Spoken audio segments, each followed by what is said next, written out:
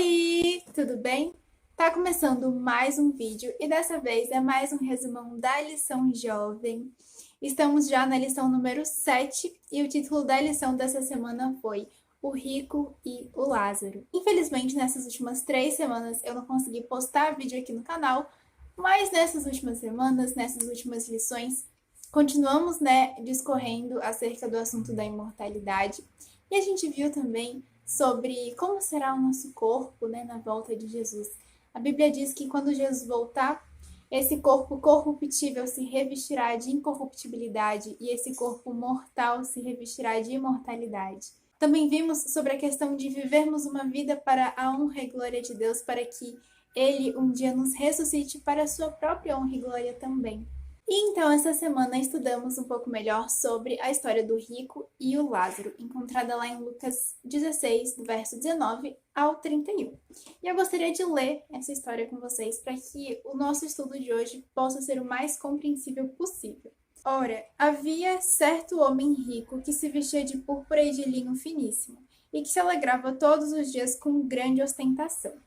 Então, até aqui a gente consegue detectar um rico que vivia em ostentação. Ok. Havia também certo mendigo, então já entra outro personagem nessa história, né? E esse mendigo se chamava como? Lázaro. Ele era coberto de feridas e ficava deitado à porta da casa do rico. Ele desejava alimentar-se das migalhas que caíam da mesa do rico, e até os cães vinham lamber-lhe as feridas. E aconteceu que o mendigo morreu e foi levado pelos anjos para junto de Abraão. Morreu também o rico e foi sepultado. Então, nessa história surge o rico e o Lázaro, onde Lázaro seria esse mendigo que ficava à porta da casa desse rico e se alimentava ali de migalhas, até que certo dia esse mendigo morre e o rico também. E aí agora vamos para o verso 23. No inferno, estando em tormentos, o rico levantou os olhos e viu ao longe Abraão e Lázaro junto dele, o mendigo, Então, gritando, disse: Pai Abraão, tenha misericórdia de mim, e mande que Lázaro molhe a ponta do dedo em água e me refresque a língua, porque estou atormentado neste fogo. Mas Abraão disse: Filho, lembre-se de que você recebeu seus bens durante a sua vida, enquanto Lázaro só teve males. Agora, porém, ele está consolado aqui, enquanto você está em tormentos. Esse é o Abraão falando ali para o rico. E além de tudo, há um grande abismo entre nós e você, de modo que os que querem passar daqui até vocês não podem, nem os de lá para cá. Então o rico disse: Pai, eu peço que mande Lázaro à minha casa paterna, porque tenho 5 irmãos, para que lhes dê testemunho, a fim de que não venham também para este lugar de tormento. Então, nesse momento, o rico queria que Lázaro voltasse e fosse até a casa de seus irmãos, ele tinha 5 irmãos, para que Lázaro alertasse, avisasse os irmãos, para que os irmãos não estivessem nesse mesmo lugar de tormento em que o rico se encontrava. E Abraão respondeu: Eles têm Moisés e os profetas. Isso quer dizer que o quê? Os irmãos do rico tinham a Bíblia, Mas ele insistiu: Não, pai Abraão. Se alguém dentre os mortos for até lá, eles irão se arrepender. Abraão, porém, lhe respondeu: Se não ouvem Moisés e os profetas, ou seja, se eles não dão ouvidos à Bíblia, também não se deixarão convencer, mesmo que ressuscite alguém dentre os mortos. Então, essa é a tão famosa história do rico e Lázaro, que causa muita dúvida em algumas pessoas, porque o relato bíblico traz esse lugar de tormento. Então, será que realmente existe isso? Será que realmente existe essa comunicação depois que a pessoa morre? O que acontece, depois da morte? E a primeira pergunta que alguém faria é: será que essa é uma história real ou não? E a resposta é não. Essa história é claramente uma palavra e temos indícios e motivos para isso, temos provas. Primeiro é que aqui no livro de Lucas, Jesus, ele sempre começava as suas parábolas da seguinte forma: Ora, havia certo, tananã. E você pode comparar isso aí na sua casa com outros textos bíblicos que eu vou deixar aqui na tela para vocês. Então, o primeiro passo, descobrimos que essa história do rico e o Lázaro é apenas uma parábola. E geralmente as parábolas não são histórias reais, são histórias fictícias, apenas para fazer uma ilustração, para nos dar alguma lição, nos ensinar algo, né? Olha só o que o nosso guia, a nossa lição diz ali na parte de domingo. Jesus ocasionalmente contava parábolas com base em situações que ocorriam em seus dias. Então ele usava situações, contextos ali para ensinar os seus discípulos, as pessoas, acerca de algum assunto. Os fariseus contaram uma história semelhante a essa, e Jesus a usou e deu uma reviravolta surpreendente para ensinar uma profunda verdade espiritual. E então, Ellen White, no livro Parábolas de Jesus, na página 150, ela diz assim: nesta parábola, Cristo se aproximava do povo no próprio terreno dele. A doutrina de um estado consciente de existência entre a morte e a ressurreição era mantida por muitos dos que ouviam as palavras de Cristo.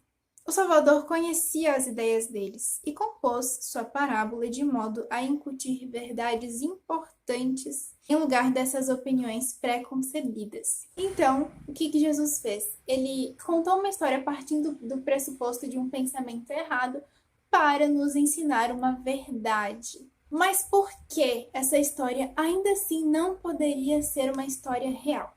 Primeiro, a Bíblia ensina que os mortos estão na sepultura. Então a gente morre e vai para a sepultura. A gente dorme esse sono da morte. Não vamos direto para um lugar de tormento, para o inferno ou coisa assim. Então, a todo momento a Bíblia nos afirma isso. E se Jesus contasse isso como uma história real, como uma verdade bíblica, essa história de que a gente morre e vai para um lugar de tormento, ele estaria se contradizendo. Mas como vimos, não, ele usou um pensamento errado que havia ali no meio do povo para ilustrar uma verdade. Segundo, os ímpios serão lançados no lago de fogo no fim dos tempos, após o dia do juízo, e não imediatamente após a morte. Tá vendo? Terceiro, as escrituras ensinam que os justos serão levados para o céu pelos anjos na volta de Cristo e não para o seio de Abraão logo após a morte. Então, no caso, se ali o mendigo fosse realmente salvo, né? Se, quem sabe, fosse uma pessoa ali real e fosse salva, não iria direto para o céu após a morte. Da mesma forma funciona isso também. A gente morre, tem ali o período do sono da morte, Jesus volta, ressuscita e então vamos para o céu. Já estudamos sobre isso também. Certo dia, um autor cristão fez a seguinte afirmação: todos entenderam que essas parábolas e diálogos não haviam acontecido literalmente. Compreendeu-se que os rabinos usavam histórias e diálogos imaginativos como método de ensino, e era isso que Jesus também usava. Todos entenderam que esses diálogos nunca aconteceram, então essa história nunca aconteceu. Jesus estava apenas usando o método do diálogo para transmitir o conceito de que para alguns não haverá como escapar da punição, e devemos crer na Escritura nesta vida para obter a salvação. Então, uma das verdades que Jesus ensina é que o quê? Só temos essa vida para alcançar a salvação, para obter a salvação. Assim como depois da morte do rico, ele não poderia ter uma segunda chance, ele não teve uma segunda chance.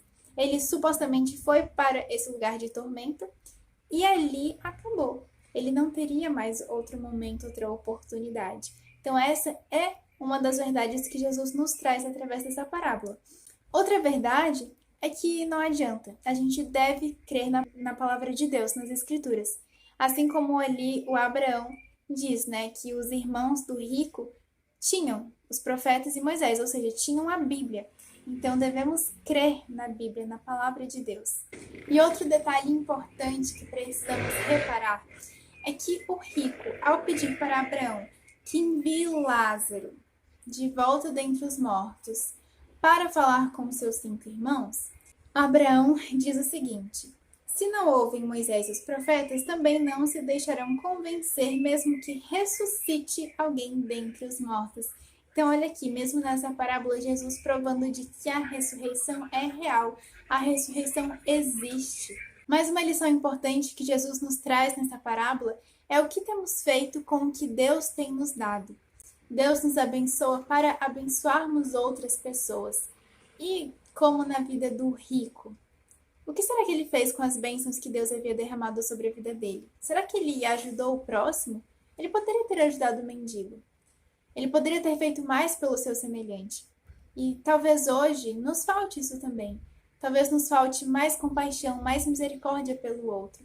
Não que isso nos salva, mas uma vez salvos, fazemos essas obras. Deus deseja nos usar para oferecer às outras pessoas o alimento físico e também o alimento espiritual. Jesus falava por meio de parábolas porque esse era um bom método de ensinamento para chegar até os ouvidos daquelas pessoas. E por meio dessas histórias e dessas parábolas ele poderia ensinar grandes ensinamentos e assuntos profundos. Na sabedoria e gentileza de Jesus, ele trazia o céu às pessoas, respeitando a simplicidade delas. E da mesma forma hoje, como discípulos, como cristãos, devemos agir como Jesus agiu, agindo com humildade, simplicidade, procurando explicar atentamente as verdades bíblicas, ilustrá-las, se assim for necessário, para o nosso semelhante, para as outras pessoas. E se Deus nos abençoa com dinheiro, com bens, com alimento, por que não ajudar aqueles que de fato necessitam e precisam? O método de ensino de Jesus tem muito a nos ensinar, devemos tomá-lo como exemplo. E aquilo que faltou na vida do rico deve existir em abundância na nossa. Cristo desejava que seus ouvintes compreendessem a impossibilidade de o homem conseguir, após a morte, a sua salvação. Esta vida é o único tempo dado ao ser humano para se preparar para a eternidade. Bom, gente, então esse foi o vídeo de hoje, esse foi o nosso resumão.